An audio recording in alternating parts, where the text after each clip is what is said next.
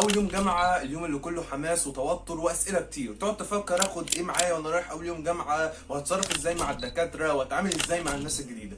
في فيديو النهارده هقول لك على 7 حاجات لو عملتهم فانت هتعدي اول يوم جامعه ده كانه مش اول يوم ليك، وكمان هنسيب انطباع كويس من اول لحظه.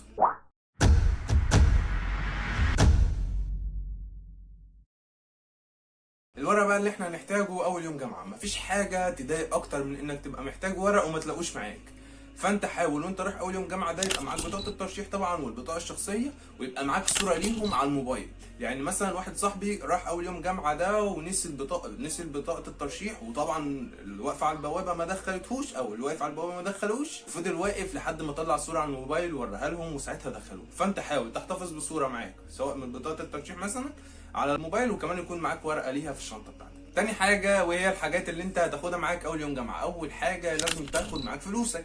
الفلوس طبعا هتوزعها سواء كان بقى في جراب الموبايل، ولا طبعا في المحفظه بتاعتك، وكمان في الشنطه او في البنطلون بتاعك في جيب البنطلون، لان انت لو ضاعت منك حاجه يبقى يكون معاك حاجه احتياطيه، وطبعا لازم بالشكل ده يكون معاك فلوس احتياطي. تاني حاجه لازم تكون معاك وهي خلي معاك على طول باور بانك مشحون، لان مفيش حاجه اسوأ من ان موبايلك يفصل وانت تكون عايز تكلم اهلك مثلا. تالت حاجة لازم تكون مجهزة في شنطتك وهي نوتة صغيرة مثلا وقلم، عشان تسجل ورا الدكتور مثلا اسم الدكتور واسم المادة بتاعته، وكمان لو عايز تسجل المدرج فين ولا مكان مثلا معين ولا معلومة معينة، علشان تسهل على نفسك تاني يوم لما تيجي ما تقعدش تسأل كتير. تالت حاجة هنتكلم عنها وهي اللبس. حاول قبل يوم الجامعة ده بيومين مثلا تجرب اللبس اللي انت هتلبسه، وبالذات لو كنت مثلا جايب جزمة جديدة. يعني انا واحد صاحبي راح اول يوم جامعه ده بجزمه جديده، وحرفيا رجع البيت رجله متقطعه بسبب ان الجزمه جديده. وفي فيديو اتكلمت عنه عن الحاجات اللي انت لازم تاخدها اول يوم جامعه بالتفصيل. احنا كده قلنا 3 حاجات منهم اللي قلتها في الفيديو، وما قلتهاش طبعا بتفصيل هنا عشان ما اكبرش الفيديو، لان في حاجات مهمه هنتكلم عنها دلوقتي. رابع حاجه هنتكلم عنها وهي المواصلات. قبل يوم الجامعه ده حاول تروح طريق الجامعه ده تشوفه بقى والمواصلات بتاعته عامله ازاي، علشان مثلا تعرف البدايل. يعني مثلا ممكن تروح طريق الجامعه ده عن طريق مثلا تاكسي، عن طريق ميكروباص، عن طريق مترو، لو قريب تقدر تروح مشي ولا لا، علشان ده كله هيسهل عليك بعدين. يعني انت مثلا تخيل نزلت في يوم لقيت مثلا الطريق كله زحمه والميكروباصات قليله، فانت هتضطر تشوف حاجه بديله. فانت لو عارف الكلام ده كله من الاول هيسهل عليك الكلام ده كله.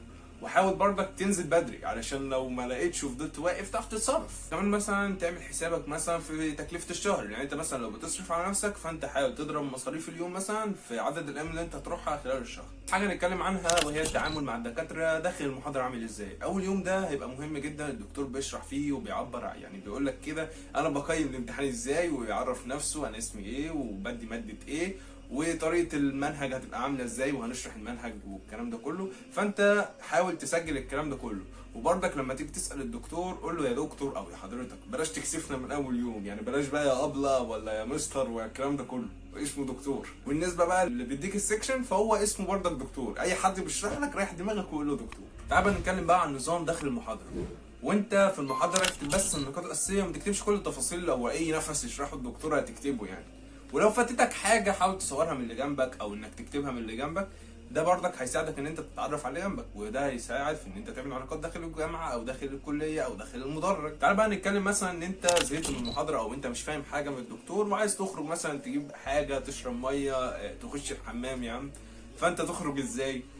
بص، هو كل دكتور ليه نظام معين. يعني مثلا في دكاتره اول يوم ده بتخش عارفه ان انت لسه جديد ومش عارف النظام والكلام ده كله، فهيسيب الباب مفتوح، واي انت مثلا عايز تخرج كل اللي عليك هتستاذن او تشاور له ان انت هتخرج بس. هيخرجك او انت هتخرج عادي، هيقول لك اتفضل او هيشاور لك ان انت تخرج. بس في بقى دكاتره تانية او من تاني يوم هتلاقي في دكاتره بتخش بتقول لك انا بعد ربع ساعه بقفل الباب. يعني ربع ساعه دي انت تخش خلالها او تخرج بعدها، خلاص مفيش حد لا بيدخل ولا في حد بيخرج. فانت حاول تسال الدفعه الاكبر منك سواء بقى عن نظام الدكتور في المحاضره، او مثلا ان هو عايز ناس بتسال، عايز تفاعل ولا عايز هدوء تام اللي هو تقعد تسمعه خلاص على كده. فانت حاول تسال الدفعات الاكبر منك. تعالى بقى نتكلم على الصحاب والعلاقات والبنات بالمره. اول حاجه انت لازم اول ما تخش الجامعه تحاول تصاحب مثلا 1 ولا 2. ساعتها ده يسهل عليك كتير بقى في المذاكره ولا سواء كان في الملازم والكلام ده كله. طب هتتصاحب عليه ازاي؟ بطريقه سهله جدا. هتلاقي ان انت داخل اصلا كله مش عارف اي حاجه، فتروح مثلا تساله المدرج ده فين، فهتبدا بقى الكلام من هنا يعني. بس برضك حاول وانت بتصاحب على الناس ما تقربهمش جدا ليك، يعني ما تحكيلهمش على كل حاجه ويبقى قريب ليك او حب قريب ليك غير بعد ما تتاكد ان هو شبهك في الاهداف وفي القيم، او شبهك في الاهداف والاخلاق. وما تصدقش بقى اي اشاعه تتقال مثلا ان الماده دي سهله ولا الماده دي صعبه ولا الدكتور ده بيشيل الدفعه. لا، خش انت جرب بنفسك واحكم، لان اوقات مثلا الدكتور بيخش مثلا شايل الدفعه اللي قبلك وانت سمعت كده، بس هو بيبقى حصل تاتش ما بينه وبين طالب معين، فساعتها هو بيبقى ايه زي ما تقول غضب كده او غضب على الدفعه دي. فانت ما تصدقش الكلام ده كله، خش يا باشا وتعلم بنفسك. تعالى بقى نتكلم بالنسبه للبنات. مفيش بقى جو تامر حسني ونقعد على سلم المدرج ولا سلم الكليه بالجيتار عشان نقعدهم حوالينا ولا الكلام ده كله. هم هيعدوا عليك بس هيضحكوا عليك برضك. جو ان انت تروح تكلم بنت من اول يوم بلاش فضايح، لان هي ممكن اصلا البنات عامه بتحكي لصاحبتها، فانت لو حكت لصاحبتها صاحبتها تحكي لصاحبتها والكلام ده هتتفضح من الاخر في الدفعه. وفي نفس الوقت ده انت لو ما اتفضحتش وقت دلوقتي، يعني هي ممكن اصلا انت تروح تكلمها تلم عليك الدفعه كلها. فبلاش احسن. فباختصار اول يوم جامعه ده مش امتحان لكنه بدايه جديده، فانت لو بدات منظم نفسك ومجهز نفسك هتخش وتعديه وهتستمتع بيه كمان. وقولوا لنا في الكومنتات ايه اكتر حاجه انت شايل همها في اول يوم جامعه. في النهايه ما تنساش تشترك في القناه وتفعل زر الجرس عشان يوصلك كل جديد، ولو عجبك الفيديو ما تنساش تضغط زر اللايك وتشارك الفيديو مع كل اصحابك.